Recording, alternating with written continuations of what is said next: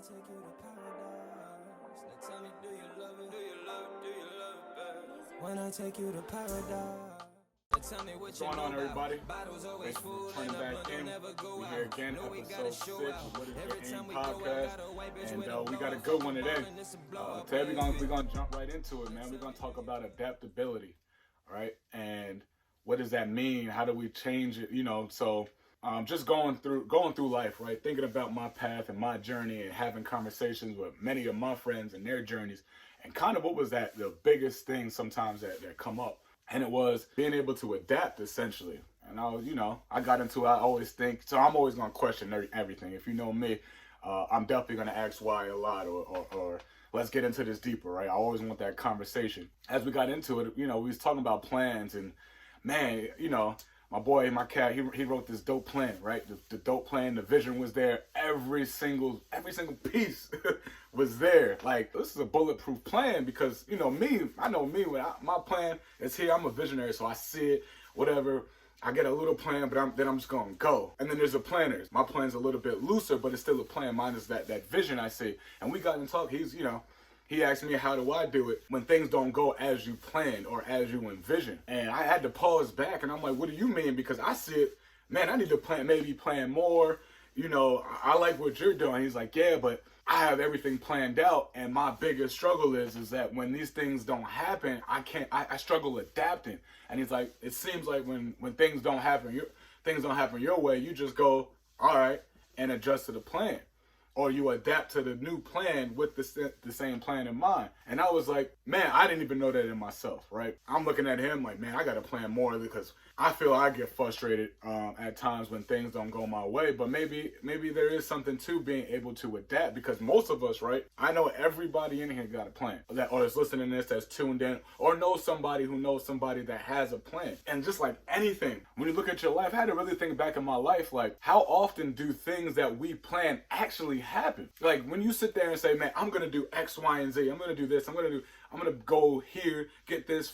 If you're an adult, you're gonna get this job, you're gonna go to college. If you're a high school, a teenager, you're playing sports, I'm gonna go to this Division I college, I'm gonna get this, I'm gonna have an All-American high school season. And those plans don't happen like you thought, or you envisioned, or you planned. How do you adapt? And I think that is the difference in all this, is how do you adapt? And I'm not saying do not have a plan. I am not. But that plan's gotta be able to adapt, and that whatever your plan is for that vision has to be so powerful that you're okay with adapting. All right, things happen, cool. Let's be pissed about it for a little bit and let's adapt. What's the adjustments? Because that's where success happens. And I think a lot of people, right, are so like, man, this ain't happened the way I put in the work for.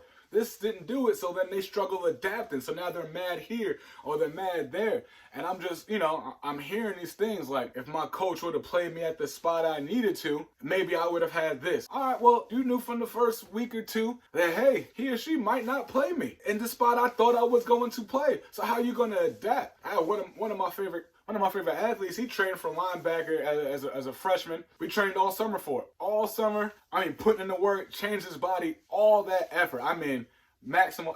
There's times where I've loved him.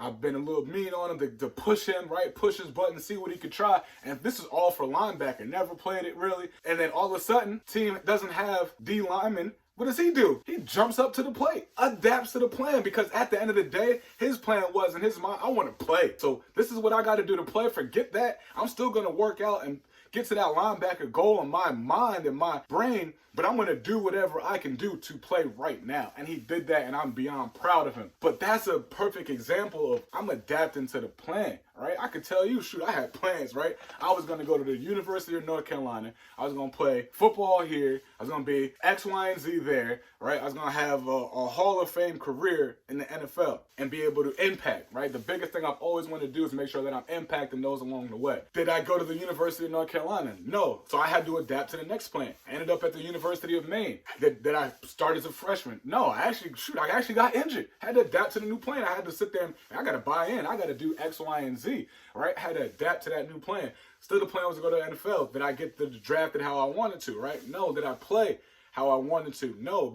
But what my plan was still to impact. Feel what I'm saying? My goal, my plan, my mission, my purpose was to impact. I only thought that the NFL would be the way that I can really go back and give to all, right? And really at the time, it was mostly just to where I grew up. Plans were different. The man above said, hey, I need you to go here. I need you to be there. And I'm like, no, I'm fighting. I'm fighting every step of the way because that's not part of the plan I thought I had. So how are we able to adapt and say, man, he wants you here, right? I got to be where I am, be where my feet are. And my feet are saying, hey, there's more to it. But at the end of the day, right, you see those plans that I thought that were aligned that didn't happen, but the goal, essentially the mission is to impact. So what did he? Took me out. He let me get there, played, did what I had to do. Not the career that I wanted or I thought I was going to have, but at the end of the day, he let that be able to drive and use that to be able to impact, right? To be able to help, to be able to serve.